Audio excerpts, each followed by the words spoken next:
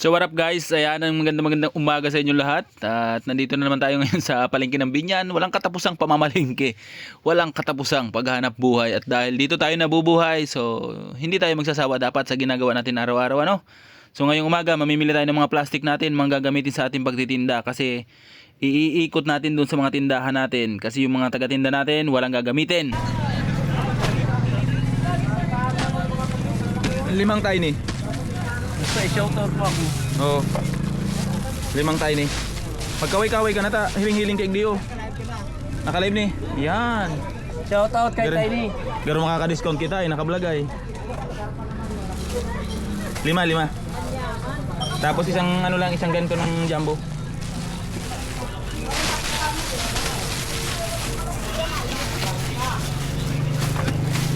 Yan, okay na. Oh, init. Tiny. So yun, at pagkatapos natin mamili ng halagang 720. So tubo na dapat yun, naging puhunan pa ano.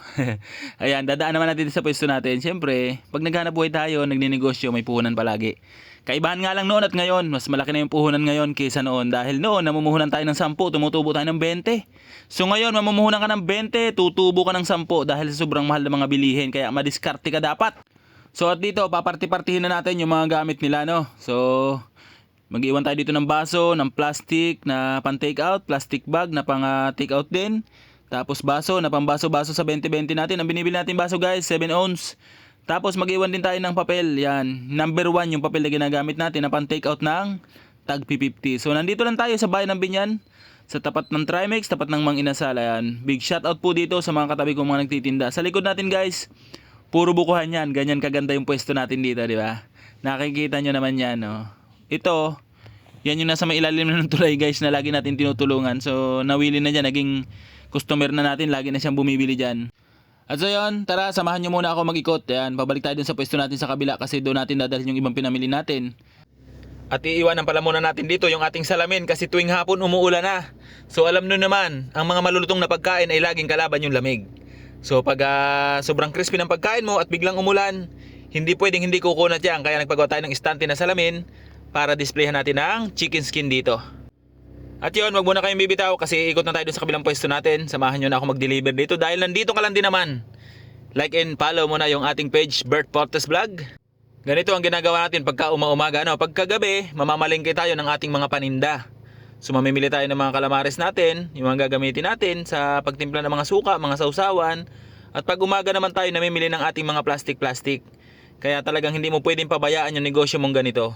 Kung may negosyo ka, tutukan mo yan. Kahit may taga-tinda ka, huwag kang pabanjing-banjing kasi para kumita yung negosyo mo. Kasi kahit magagaling yung mga taga-tinda mo, lalo kung hindi magagaling, kaya lalo mo dapat babantayan. Kung magagaling man yan, bantayan mo pa din at asikasuhin mo pa din kasi iba yung gusto mo sa gusto nila. At yun, papagas muna tayo, medyo namamalya-malya ng takbo ng ating wave, ano? So ang service natin dito, yung isang cart natin na hindi pa natin ginagamit sa pagtitinda kasi wala pa nga magtitinda. Kaya siya muna yung ginagamit nating service sa pagdi-deliver natin sa ating mga taga-tinda. At yun, ikot naman tayo dito sa school ng pagkakaisa. Kasi dadaan natin na ating tagaluto dito. Iwan din natin ng mga baso-baso, papel, at saka ng ating mga plastic. So mabilisan lang tayo guys kasi lagi tayo naghahabol ng oras. Alam nyo naman na pag mabagal ka, wala kang bebentahin. Lalo ngayon, palaging umuulan tuwing hapon. So ang tagaluluto natin dito, dalawa guys. Kasi sila yung nagsusupply sa bayan ng luto na chicken skin. At yung nasa kanluran, sila din yung nagsusupply sa bayan ng lutong chicken skin kasi ang niluluto natin sa bayan is calamares lang. So hindi natin siya pinaghahalo para maganda yung pagkakaluto ng ating calamares. Puting-puti yung pagkakaluto. Kasi pag pinaghalo yan, mix ng chicken skin, mix din ng calamares, pwede namang mangyari. Pero mas gusto ko lang yun, ganun din naman, magpapasahod tayo ng tao. At ganun din naman, may mga taga-tinda tayo. So bukod-bukod din na natin para maganda yung texture ng ating mga paninda. Masarap tingnan, masarap bilihin.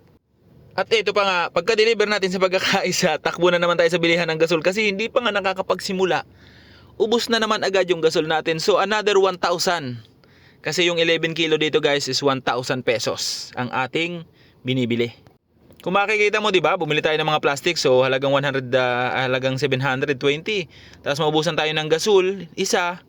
So 1,000, so 1,700 na kaagad yun. What if maubos lahat yung gasol? Minsan nagsasabay-sabay yung 6 na gasol natin.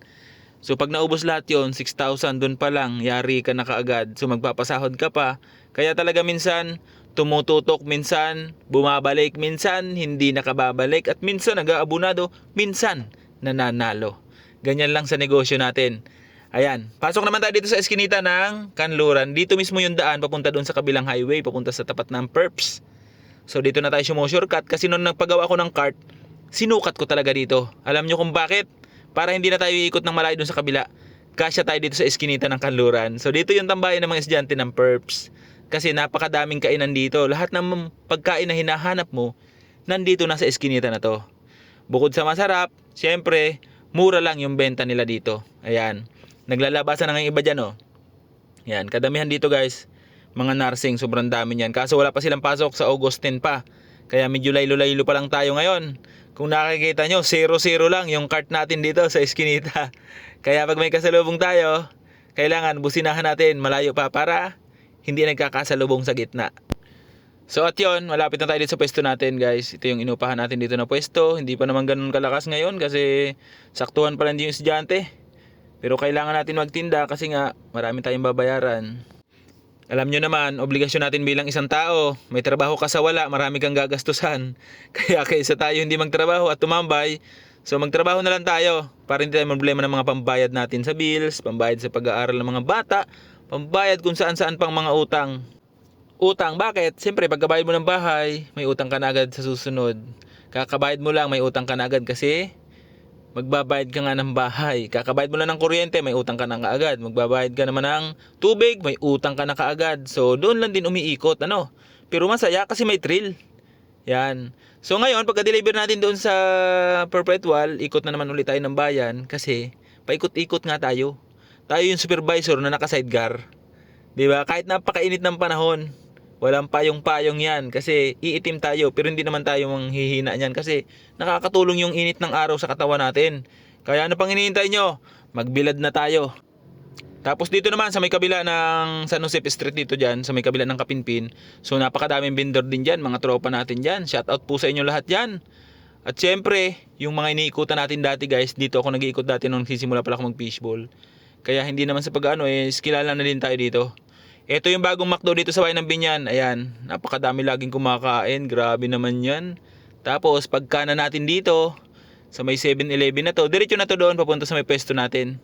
Pag shortcut natin sa may Jollibee, labas ng Inasal, balik sa ating pwesto. Ayan, yung papasok ng palengke, nandito pa rin tayo nakahilera, yung mga kasamahan natin dito. Ayan o. Solid dito, yung mga maagang lumalabas, kasi kahit pa paano, nakakabenta-benta na. Umulan man ng hapon, diba? Nakabenta-benta ka na, kasi pag lumabas ka ng hapon, yari ka.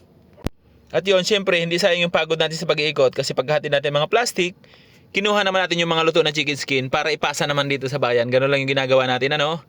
Kasi pag kumapa tayo na magdi-deliver, ganun din naman papasahod ka. So kaya naman natin at di naman tayo nagtatambay. So basic na sa atin.